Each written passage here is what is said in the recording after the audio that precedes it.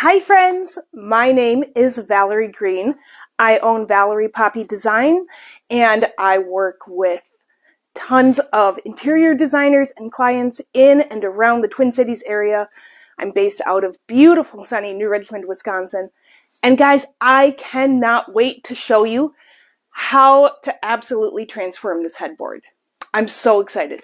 My first project I ever did with Amy Howard at home was on a headboard kind of just like this. So I can't wait to show you. Here is what you're going to need for this project. First things first, we are going to be working with Better with Age. Guys, this is hands down one of my favorite products ever. This is a game changer. All right, wait till you see it. We are also going to use a synthetic brush. All right, we're going to need as well our Cerusing Wax. All right, and with that, we're going to need a little bit of steel wool, natural hog's hair brush. All right, and y'all know I'm a little bit extra. We are going to use some gilding size. All right, and just because, you know, I'm a little over the top, I'm going to use my favorite way to gild ever. I'm going to use some copper leaf. All right, let's dive right on in. All right, guys, we are going to dive right on in to working on this headboard. And we're going to start with using our Better with Age. All right, word of caution with this guy. First and foremost, it is a liquid. All right, it's not a stain. Don't get it twisted. All right, it is a liquid. All right, and it gives you that aged look, like a piece of wood's been hanging out in the out of doors for, you know, maybe a little bit too long, but without damaging the wood. It gives it that look without damaging it.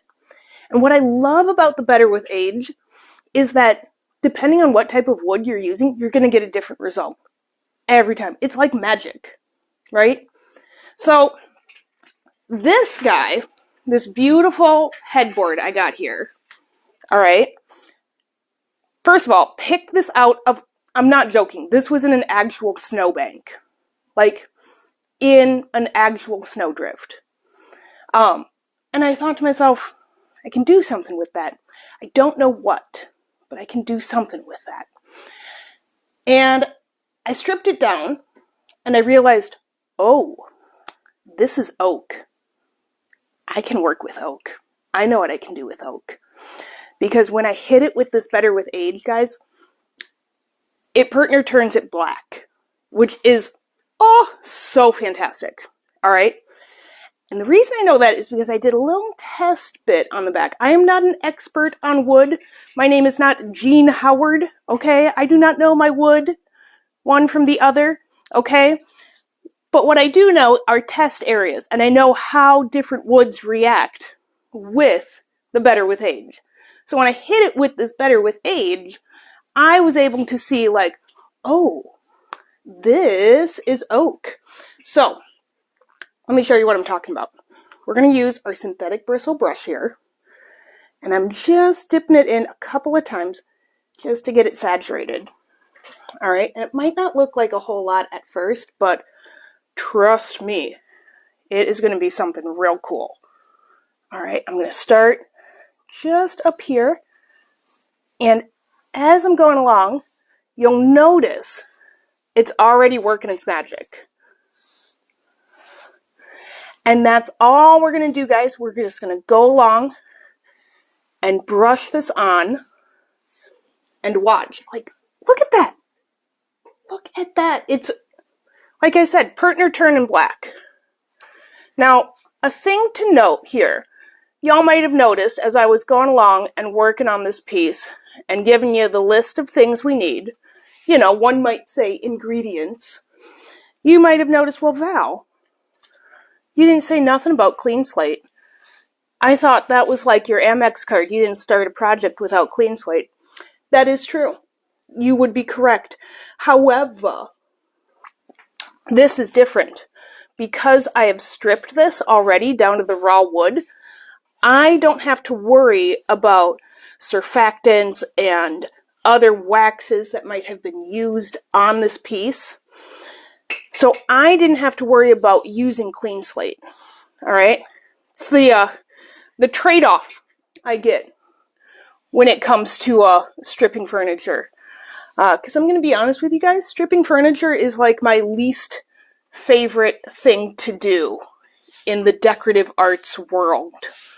Like, my husband recently was asking me, like, what's the thing that you dread the most about when you're working on a piece of furniture? And I said, at first I said, oh, nothing. I love it all. And then I got to thinking, as I was working on this piece, and I'm like, it's stripping furniture. That's the thing. That's what drives me up a wall. But it is worth it because, first of all, we don't have to use Clean Slate when we're stripping furniture because the wood is raw. And second of all, I mean, look at this, what we're getting out of this.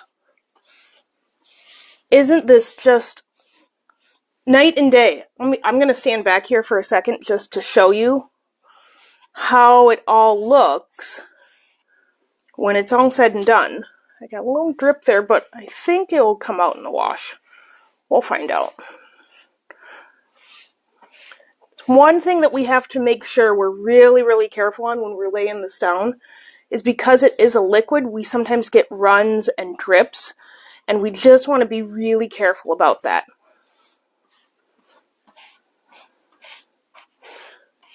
Alright, now I gotta show you guys this because the transformation already is just incredible. Look at that.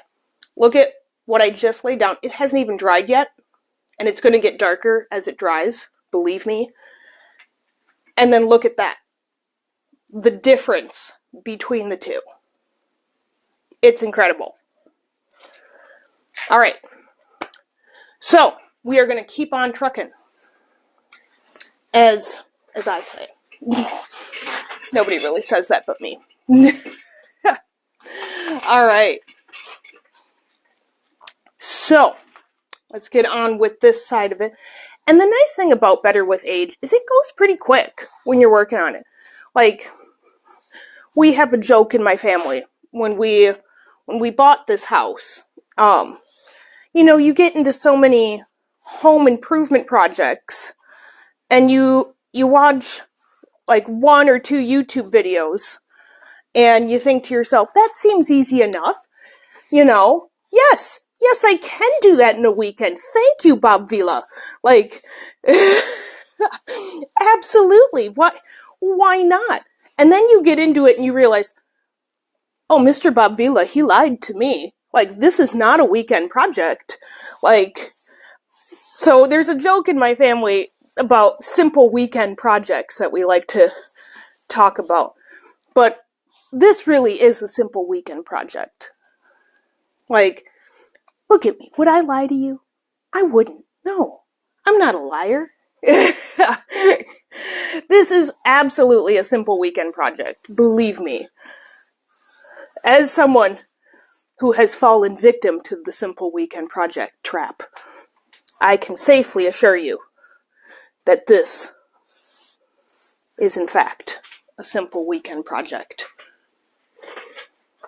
And I see I've got just the nice part when you're working on a wood that ages very dark, like oak or even walnut, is you can see if there are holes that you might have missed. Like right up here. Gonna just touch that up. My goodness, look at how dark this is getting. I love it. I'm obsessed with it. See, and I got some drips there, but it's all going to come out in the wash. This isn't, it's not quite like milk paint where drips are your enemy. Like, drips are pretty easy to take care of on Better with Age. All right. I got caught on something, but we're just going to keep on going. All right.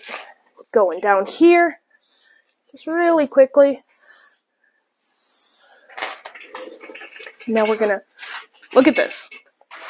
Even just in the like 2 minutes that it's taken to go from here to here. I love it. And we're not even done yet. Like, we're just, like the carpenter said, we've only just begun, man. Like, we're just getting started.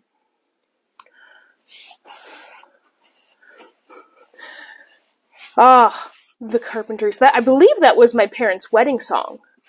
That was their first dance that they danced to, was the We've Only Just Begun. Hi, Mom. Hi, Dad. I see you watching. Alright.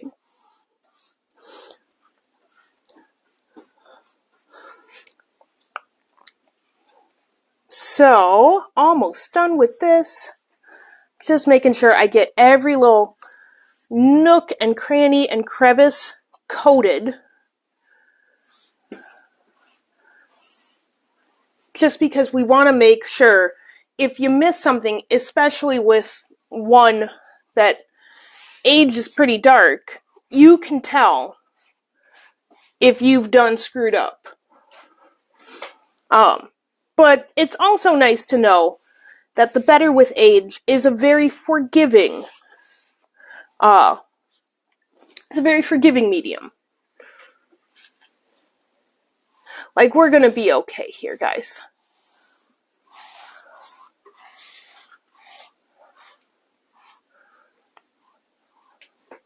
There's some areas here that I'm not thrilled about, but I might go back and just touch it up later on. And you know, that's okay. Because if Mr. Robert Ross, or Bob Ross, taught me anything, it's that we don't make mistakes, we just make happy accidents. Alright, getting down here. Now, a synthetic brush works really great when we're working with Better with Age, because of the control of it. It's just like when I showed you guys how to use plaster wrap. A synthetic brush is just it does the same thing as when we're working on plaster. It gives you the control to lay it down just how you want it.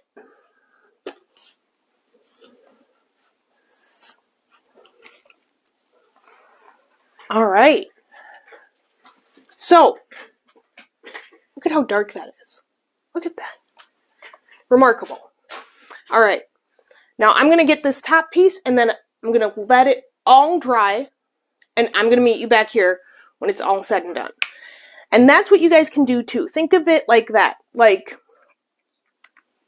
letting it dry. Literally, go do something. Go do literally anything else. But think about this drying. Alright? Get some dishes done. Get a load of laundry in.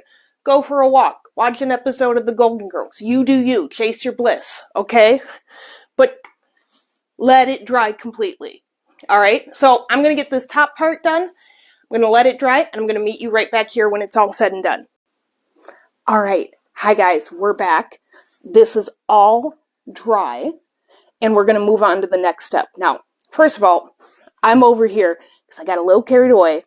But I'm going to show you what it looks like when it's all said and done. Alright? Second of all, let me show you some things that I noticed when I got into working on this. And you might notice it too, just taking a look at this. First of all, we seem to have two different types of wood that we're working with. And that's okay. Alright? A lot of times, furniture manufacturers, when they get into making a piece, they'll mix and match woods. Purely because it's just economical. It's just, bigger pieces, you want to use cheaper woods. So there's that. We have two different finishes, but it's all going to look spectacular in the end. Trust me. Okay? Second of all, you might notice there's some lighter spots in here. That's because I didn't do the greatest job when I was stripping, but again, it's not going to matter a whole heck of a lot when we get into it. All right, so let me show you the next step. We're going to use our Cerusing Wax, our hog's hair brush, and a little bit of steel wool. All right, now this is a much loved bottle of Cerusing Wax, so bear with me as I pound it out a little bit. It's great for taking out your frustration some days. You just, you go to town on some Cerusing Wax and you call it a day. All right. I put it straight on my hog's hair brush. I just kind of squeeze it on out, get rid of the cap. And I don't do a whole lot in terms of offloading. All right. Because I'm going to be spreading it around as I'm working. So let's dive right on in. All right. I'm just making sure y'all can see me. All right. As I'm going, I'm just moving it. See what I mean when I say, like, we don't need to do a whole heck of a lot of offloading? Because it's a spreadable wax, y'all. Like, we're going to do a lot of moving and grooving with this wax as we get into it. So, there we go. Now, straight out of the gate, you might ask yourself, boy, that sure looks like a lot of wax she's putting on there. You'd be partially correct. Yes, it does look like a lot right now, doesn't it? In the stark light of day, my goodness. But I have a plan. All right, trust me. All right, one last little bit, and then we've got this segment all said and done.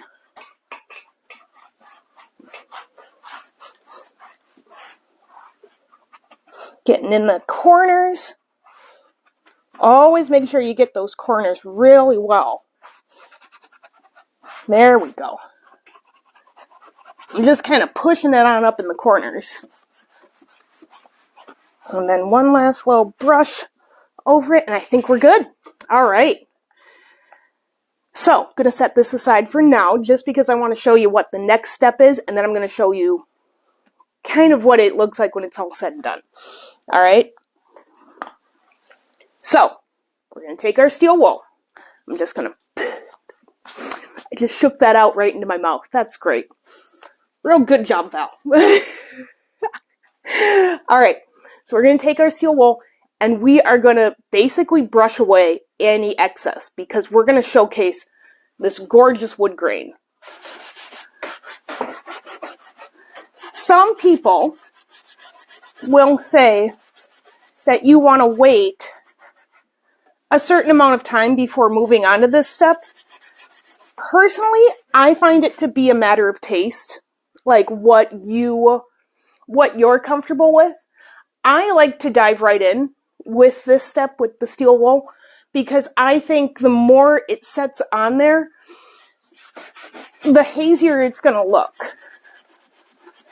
All right, it's really not going to make that wood grain pop as much as if you were to dive right in.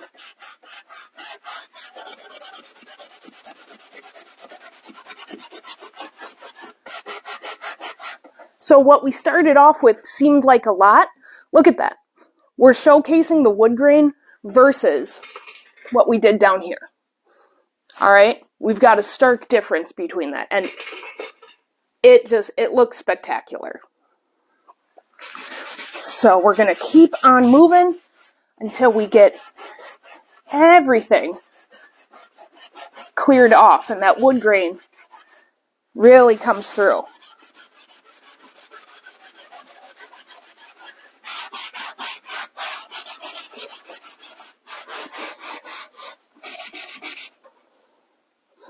I'm moving my steel wool as I go because as I go in and scrape up the excess wax, it's getting on the piece of steel wool. So you really want to make sure that you're, like, shake it out a little bit or get a new one. I'm just being lazy, But I constantly, move it around. Maybe I'll open it up and just, start with basically a new piece like that.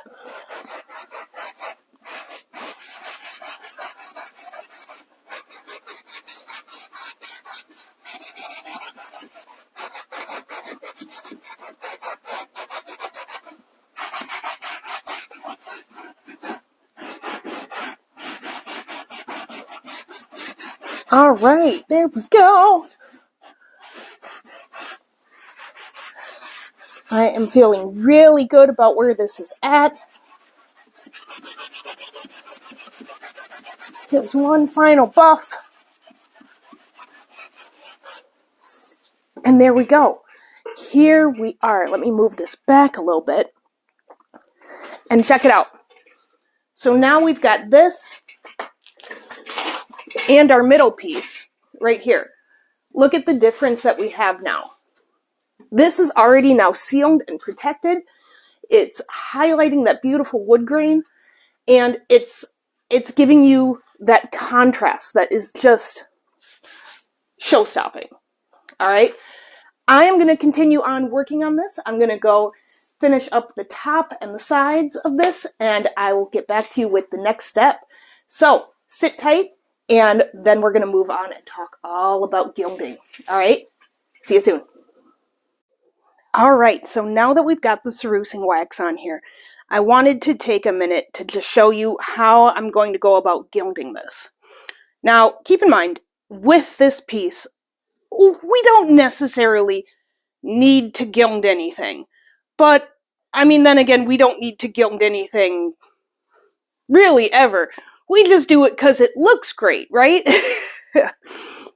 And you know, I'm always, ask any of my friends, and they will tell you, if there is a chance for me to go over the top, I will take it.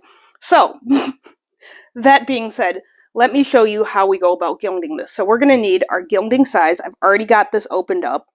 And guys, I can't tell you when I bought this. Not out of shame or anything. I literally can't remember when I bought it. That's how long this lasts you. All right. That being said, you also want to just clean up the threads around it every now and then, because it will get stuck. All right. And I've got just a really thin, fine artist brush, because we're going to get into all of these little nice carving areas. So let's get started. So I'm just going to set my gilding size up top, and I've got that in there. And guys, there are many times where it pays to be a little bit jumpy and skittish from coffee. And believe me, there are plenty of times in my everyday where that is beneficial to me.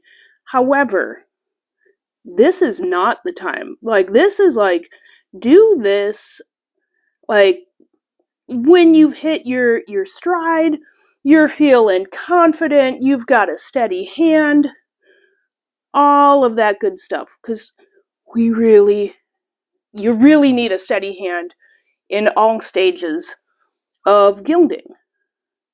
So with this one, I thought it would just look spectacular with some copper leaf standing out against the dark wood grain here. And so I'm going into these really intricate carving areas, and I'm just laying down my size, and I'm letting that come to what we call tack, which is where, I mean, it's basically what it sounds like, where it is getting a little tacky. It's not fully dry, but it's also not wet. So it's in the nice in-between. All right. And now I've got this beautiful copper leaf here. All right. I can't even begin to tell you how much I love copper leaf. I think it is the most underrated out of all of, like, the metals that we gild with. And I just think it adds a layer of warmth and beauty to a piece that, like, can't be matched. And, like, there are times where using silver and gold are very apropos, but like, there's nothing like copper, I think, in my opinion. Now, what I'm doing, you guys can't see it because I'm kind of doing this behind the scenes, is I'm ripping off strips. Some people will tell you you can just lay down the whole sheet and go that way. But a thing you should know about me is that I am and will always be cheap. I will always try to stretch my dollar just about as far as I can go. And so with that, I don't like waste. I don't like the idea of it. It makes me nervous, and also, like, when you're working with something that, you know, you've recently waxed or cerused or something, it's just like, I don't know. I've had bad instances with it where I've laid down the whole sheet and kind of done like the rubbing motion on it. And I've gotten gilding where I don't want it to be. So for those reasons, I just rip off little strips. It's a little bit more, you need a little bit more patience with that method. I'll just say that. But you know, it's a good practice. You know, we don't have kids yet, but I assume that that's good training for someday when I do have kids. You know, learning about patience and all of that good stuff. As one does. I'm sure those of you with children will tell me in the chat, like, oh yeah. Because I've got friends who have kids, and they're all like, you're cute, you don't know anything about patience yet. All right. So that's all that we got to know about gilding. When I'm doing this, just a little word to the wise, I am not going to touch this for, I'm going to say, like, at least an hour. I think the longer that you let gilding dry and, like, set and all of that, the better. Even if you've got a very thin layer, just the longer the better. Let it dry completely before you go in and start brushing away excess. Cuz you can, I've had it where I've laid some beautiful gilding down and I thought I waited long enough, or I got impatient and then I went to go, you know, buff it all out and rub it out, and it all went up. And I got a whole bunch of holidays, a whole bunch of holes. Holidays is just a very fancy schmancy word that we use in the industry for holes. So we want holidays in our personal life, but we don't want holidays when it comes to gilding. All right? There we go. All right, so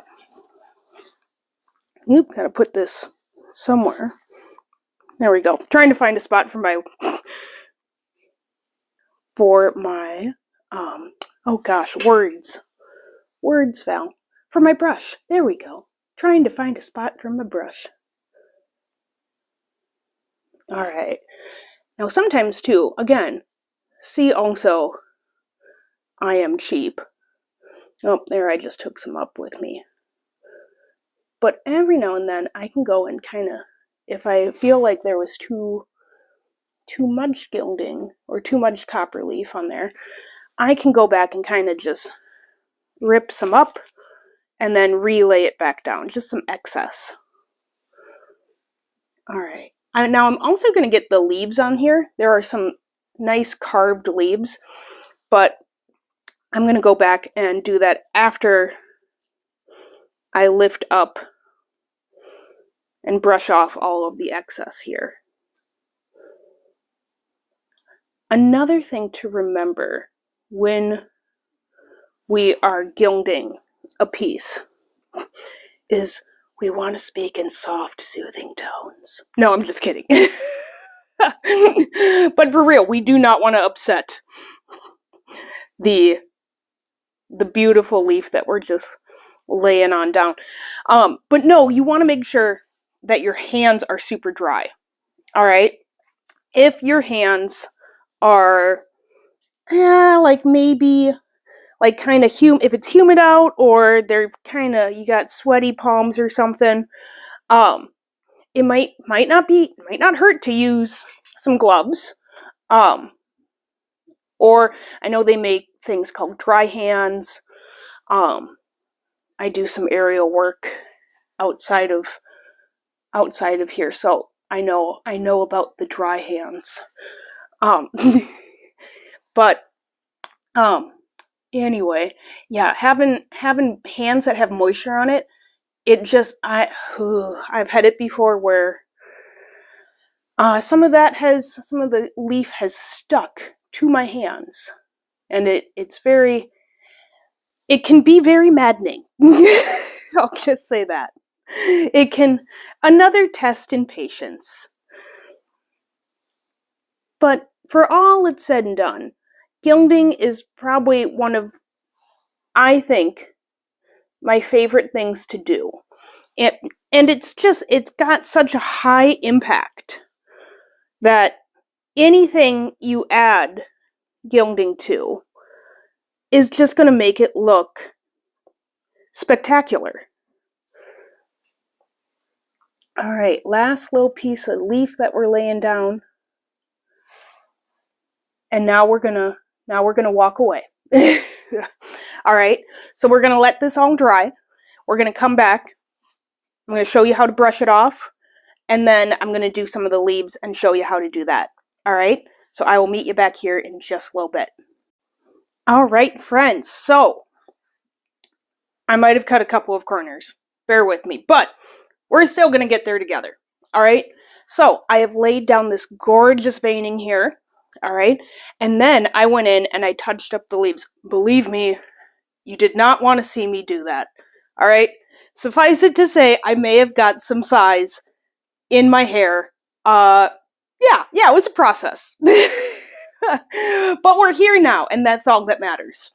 All right, so I'm just using a nice fluffy brush here. All right, and using that nice fluffy brush, I am just going to go in. And I'm just going to gently, ever so gently, brush away the excess. And then what we're left with is just the size that I have laid down. This is always a bit of I don't want to say a moment of panic for me, but it's always sort of like, oh my goodness, did I wait long enough? Did I place it in the right spot? Is it gonna look like how I wanted it to? And sometimes the answer is no, but thankfully, today, the answer is yes. Look at that. It is giving me all of the Lord of the Rings vibes. Like Lord of the Rings, but make it grown up, right? Lord of the Rings, but make it restoration hardware. Like, yes, when I saw this, I knew what I needed to do, and I am just happy as a clam at how it turned out.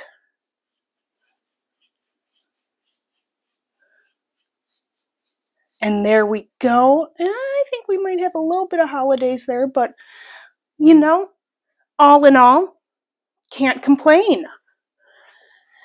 A lot of times I have to tell myself, like, I tend to be a little bit of a perfectionist. You guys know what I'm throwing down there. And sometimes I have to remind myself it's just a headboard. It's just a piece of furniture. But my goodness, doesn't that look good? All right, I'm going to button this up and show you the finished product. And there we have it, you guys. We have taken this from out of the snowbank and into someone's beautiful bedroom. I don't know whose. Could it be yours? I don't know. It's going to be for sale. But we have taken it from something that nobody wanted to something that somebody is going to want. All right? I want it. Do you want it? Yeah, I want it too. All right, with just a couple of simple products from Amy Howard at Home, we were able to absolutely transform this piece. I hope I made it seem like fun, because it is fun. And if you want the full before and after experience, head on over to my Facebook page, my Instagram page. I'm at Valerie Poppy Design, and I can't wait to see you there. All right, have fun and enjoy the bragging rights, everyone. I'll see you next time.